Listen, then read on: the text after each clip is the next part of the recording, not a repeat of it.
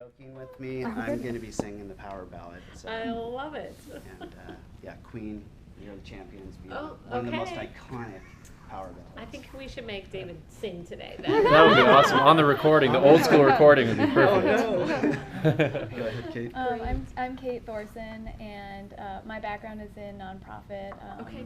primarily in global health and development. Mm. And I worked for a number of years in Rwanda and moved to Seattle about 3 years ago. Oh my goodness. I now work at Canberra Collective, which is a strategy firm for social impact organizations. So I Uh-huh. continue to work in global health and healthcare. Right. And a fun fact about me is that I was a speed skater in high school. Were you really? Wow. Minnesota, Oh my gosh. yeah. That is cool. Wow, cool. It's getting harder and harder. Yeah, Right? this is- Yeah, I those know, are some I really know. fun Glad I get facts. to last. Hi, I'm Brian Helfer. I'm an attorney with Foster Pepper here in Seattle. Oh, fantastic. I work in the real estate world. Okay. I'm originally from Hawaii, so I've been in Neat. Seattle for 7 years.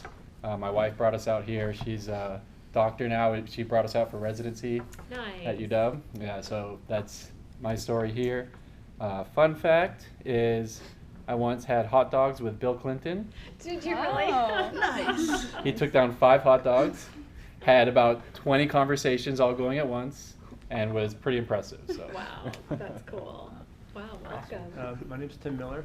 My background is design, architecture, and business. Okay. And I have involved in a couple different businesses, but focused on experience design around kind of creating great experiences both in retail and as well as sort of business and operations. So think about sort of service design, front of house, back of house. So focus a lot on that. Fun fact for me is if any of you watch NFL football, myself and an artist, we did the Tampa Bay Buck pirate ship at their stadium. Oh, Oh, very cool. nice. cool. Early Wow. designs, yeah. Very Great. good. Wow. So if you guys ever need anything like that, down That's at awesome. I love it. Hi, I'm John Scanlon. I work in the field of global development, kind of like Kate. I work for Oxfam, which is an international humanitarian organization. Okay. We work in 90 countries around the world. And I Great. work on public policy issues with them, which is kind of Okay. where I've spent my career in public policy issues, mostly dealing with foreign policy. Okay. I moved here 6 years ago. Also, my wife is a doctor, and that's kind of what brought us out Neat. here. But love living here. And fun fact, I can't beat these guys. I so know. I can just think about what I Okay. did this weekend. And I love That hiking. works. And Okay. my wife and I were able to get out both days and do hikes, even in the rain. So. Oh, good for Very you. good. It was kind of warm rain on Yeah. Saturday. I Mhm. don't know Right. about the rest of you, but I was out and about with a coat, and I'm like, I really don't need this coat other than to like keep the rain off of me Yeah. today. Yeah. So good, welcome. I'm Kate Morrison. I'm the ED of City Fruit. We're a nonprofit. We make the best and fullest use of urban fruit. Awesome. We donate to food banks and craft hard cider that you'll be able to take home Oh, with very you. cool. And I've been here for about 2.5 years. I lived in DC for about 10 years. Oh, neat. My husband's a software engineer. Started at Amazon today. Oh, congratulations to your family. Fun fact, oh goodness, I've traveled basically to all but 3 states, mostly doing Wow. state government relations. Oh, great. Yeah, and worked on about 10 campaigns before being here. Fantastic. Great. Tramel Turner. I've been here about 6 years. I have 2 jobs. My day job is I'm going to trade you business cards since Okay. you gave us one. Oh, thank you. I work Oh, at Nintendo of America. Great. And I run the software development team there. Oh, good for you. My night job is about 7 blocks north of here. I own Poco Wine and Spirits. Oh, congratulations. Yeah, that's a good time. Fun fact about me. Let's see. I'm going to steal the singing one. I sang first tenor for a number of years, and I sang for a couple of presidents. Wow. Yay, congratulations. Don't do it much anymore. And I'm Ryan Calkins. I did LT last year, and this year I'm coach Okay. for this lab group. And Great. so I'm gonna kind of sit back and record, and really pleased the opportunity to meet you as well. I had a great experience with our lab leader meetings last Great. fall, so I was excited to get to do it again. And for the last 10 years, Mhm. I've been running small businesses. Okay. I co-own 2 small businesses in Seattle, and up until June, I was president of another small business, and I quit that job to work for a congressional candidate, Brady Walkinshaw, who's Oh, yeah, running yeah. to replace Okay. Jim McDermott. Yep, yep. So that's what I'm doing now. I'm in practice. Great. Oh, and Fun fun fact, fact. I love to bring up my kids. I have 3 kids. There you go. 6, 3, and 9 months. Oh, and wow. The light of my life. So. Good for you. And that's what keeps you full-time busy, right? Yes. More than full-time. Exactly. So, so how about if I give you guys a little background about me, kind of like where I started, and then fun fact at the end? Does that work for everybody? Great. Sure. So, I am one of the fortunate ones that I went to school here at UW, and I graduated, and I took a position with Office Depot at the time, and I was supposed to be a sales trainee, which I thought, okay, this is fabulous, some sales, some marketing. I'd have my own accounts, and most of you will appreciate this. This was back in the day where you had to manually enter all of the orders. So we didn't really have the fax to scan. You know, people would send in their fax orders, and then we would have to rekey them into the computers. So that's where you started your sales training, was entering all of the codes and things, which was great because you got to know the product and some of the accounts out there. So after about 6 months, I'm like, okay, this is fun, but it's time to do something else because like my carpal tunnel's killing. Literally, you could not leave for the day unless you had all of your orders typed, and they had to be in by 5:15. So from like 5 to 5:15, it was like mayhem. Everybody trying to get their orders in and helping each other and chaos. And I'm like, okay, this is not why I went to the UW, so that I could see your type all day. I could, you know, get this job off the street. And so they said, yeah, pretty soon. Well, pretty soon never came, and I finally said, okay, I need to look for something else. And they're like, you'll be back. I'm like, I don't think so. I don't think so. So I was unemployed at the time, and my parents were like, that's great, you're not moving home, so find yourself another job. And I had a friend at the time that worked for US West. And he said, why don't you come and be our summer intern? And I said, okay, what will my duties be? He's like, it doesn't matter, just come to the phone company and, we'll teach you some things. So I was one of the first people that had been hired after what I would call like a 15-year drought. So they did this massive hiring, and then literally for 15 years, they didn't really do much hiring other in the way that maybe a backfill here or two. So in 1994, they basically like re-engineered, and that's what they called it, re-engineered US West. So they took all like the local engineering and they pushed it out to Denver, and they broke up all the jobs. And so I joined in 95 when they were kind of putting all of this world back together. So my initial job was really what they call the training coordinator. So I would bring people in, and they used to do this job, and now they were training for that job. And so I would get their training, which was about 2 months scheduled, and tell them where they needed to be. And they're like, well, what am I going to learn in this class? I'm like, I have no idea. I've been here like 3 days, but you need to go to this class. So after about 4 or 5 months, a management job opened, and I was encouraged to apply. This was going to be my interim job of like, while I'm looking for something else, I'm just going to do this internship. And I really enjoyed the people and was encouraged to apply for a managerial job, and I did. And I have been one of the lucky few that has had the opportunity to work here in Seattle all of my career.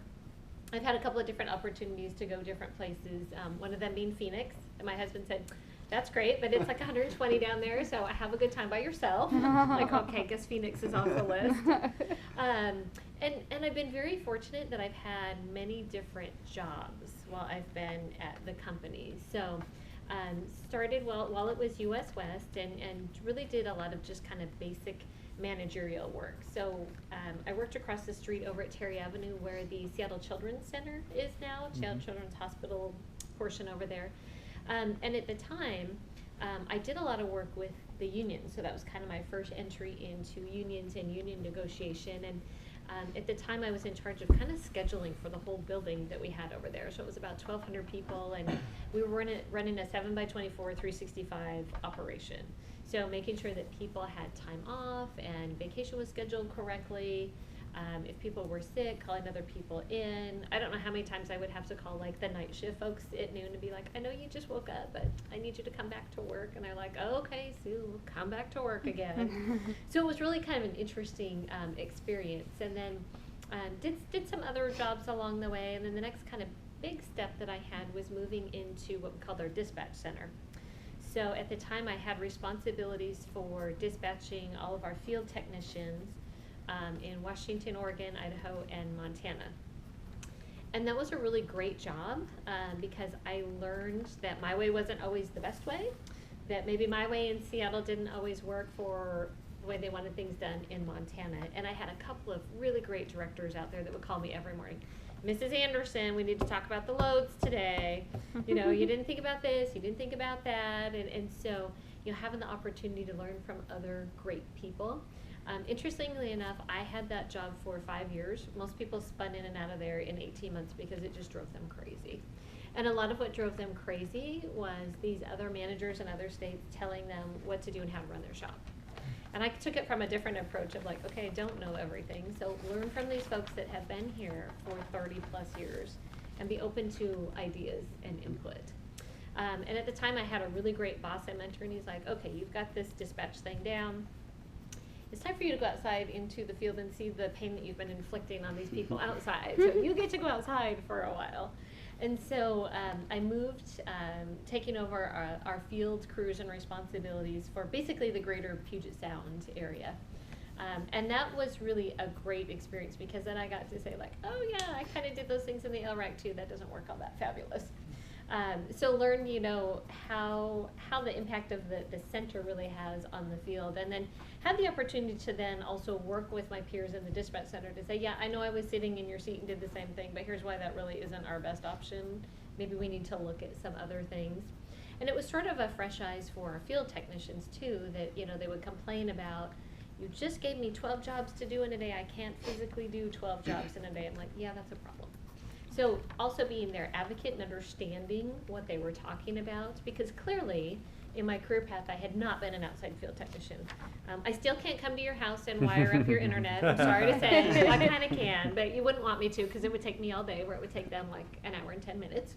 And kind of coming at it as a perspective too. Now remember, I told you when I hired in, there hadn't been any hiring for 15 years. So I'm managing people that are much older than I am. They're like, here's this woman, she's telling us what to do, this is interesting. And then I did that for about 3 or 4 years, and then again, same boss, great mentor, went, okay, now it's time for you to go and take a turn in construction and engineering. I'm like, construction engineering, that sounds a little bit frightening, being that I have a marketing degree, now you want me to manage engineers. And you engineers in the room will understand when I say, wow, okay, now I'm talking to folks that are trying to tell me how the world has run for the last 60 years. And I was like, okay, that's great, but can we get facilities from here to the customer, yes or no? They're like, well, we need to tell you how everything got here. I'm like, actually today I just need to know yes or no. Can we get from point A to point B? I have way too many of you to understand the history of this for the last 1,000 years. Please just tell me yes or no. And it was interesting conversations because they were like, wow, where did this person come from? And what I said is, you know, I need to understand, and if the answer is no, I need to understand what's preventing us so that I can go work on that portion. I don't need to know the history of, well, Bob touched it, and then Sally touched it, and then Keith touched it, just where are we at? Where are we stuck? And I still have some really great relationships with those folks because they're like, we love that you would come in and just help us and figure out what the problems were. You didn't tell us what to do, how to engineer, how to do our jobs. And they appreciated that. And you know, sometimes we think as leaders that we need to be able to do that full job before we can actually coach and manage and lead it. And I think that's one of the biggest learnings that I've had, is that I didn't have to be an engineer, I didn't have to be a field technician to actually be able to lead that group of people. So I then had my second child, who is in 1st grade now, and I was out on maternity leave, and I got a call from my boss that said, you should probably know that CenturyLink is purchasing Quest. I'm like, what is a CenturyLink? They're like, don't worry about it, it's another phone company, it's great, we'll talk to you in 3 months when you're back. So came back to work, and literally a month later I had to fly to Minnesota and basically interview for a position with CenturyLink. So they made all of us like re-interview for jobs, which was really kind of challenging. I'm like, okay, 30 days back and we're flying to Minnesota to interview for a position. This sounds fantastic. So had the opportunity to fly there, and I interviewed for the Vice President General Manager job and for the construction engineering job. And I had great mentoring and coaching that said, you know what, Sue, interview for both jobs, and then you decide which one sounds more interesting. Some folks only interviewed for one or the other. Had great interviews for both, and it was great because then I had the choice when it came, because I was offered both jobs. So I said, you know, construction engineering is really interesting, but it's not my passion. So I stepped into the vice president and general manager job, and at the time I really just had the Puget Sound metro area. And it was great, and we came at it from kind of a local market model. So I had the field, I had the central office, I had some local salespeople, I had our retail centers, and then I also had some salespeople that go out to the buildings around downtown where there's either apartments and condos, negotiating sales deals, and then also some of the small business units and negotiating sales deals. So I kind of had everything end to end, which was really big and really interesting. And again, I'd never done retail sales. I hadn't managed sales people before, so having these folks all in my purview was fantastic. And then, so did that for a couple of years, and then of course, you know, as organizations continue to change and migrate, one of the gentlemen, so I had a peer in Western Washington and one in Eastern Washington, so there were 3 of us. The gentleman in Western Washington retired, so we just kind of like, you know, sucked it up. My territory got a little bigger. I picked up Bellingham and Olympia. Not a big deal. And then a year later, we did another shrinking and downsizing, and they took now 2 jobs down to 1. So my peer in Eastern Washington elected to leave, and I picked up the whole state. So that was really another big jump of, gosh, you go from a Seattle metro that is growing and thriving like crazy to a Yakima and a Connell and an OMAC, of places that are just sort of maintaining. Yet you still have issues out there. Those of you in public policy, tons of public policy issues across the state. One of our biggest threats right now is municipal broadband, so governments wanting to build their own broadband and compete with us.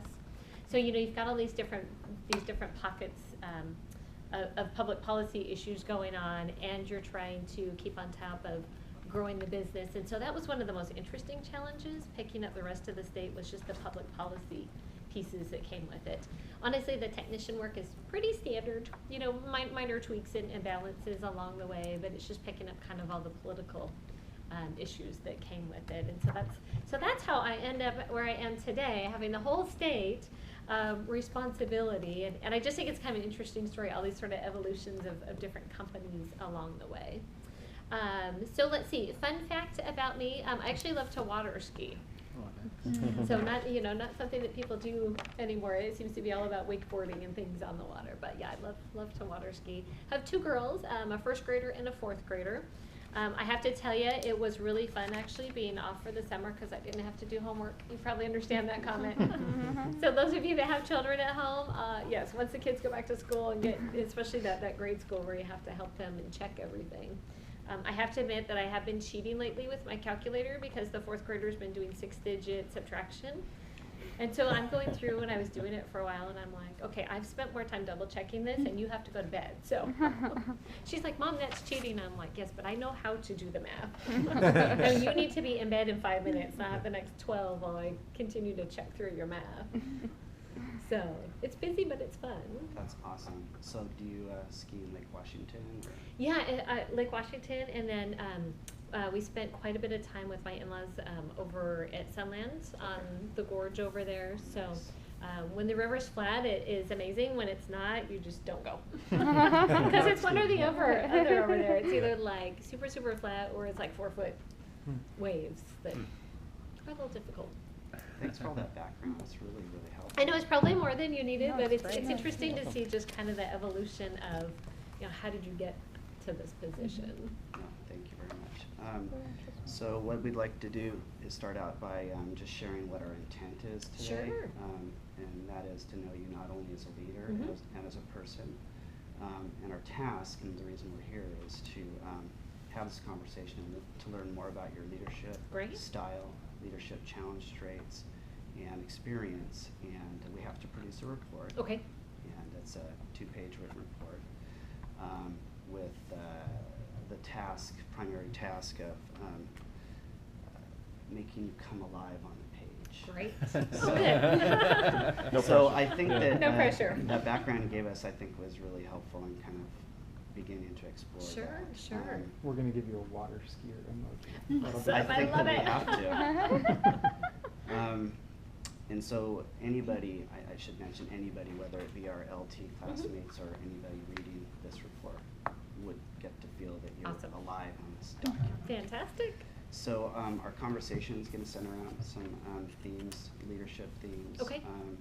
There's going to be 3 of us primarily in the group, kind of Okay. asking some questions, but I've invited the rest of the group to lob questions in as needed. Yeah, necessary. definitely, you know, ask for further questions and clarity, or, you know, expand more on this. So- Because really what we Sure. want to have is a conversation. It's not, Right. I mean, even though this says an interview, I really kind of feel like it's kind of a conversation with you, Sure, and that's sure. the way it's become. It's kind of where you already. get more details. Exactly.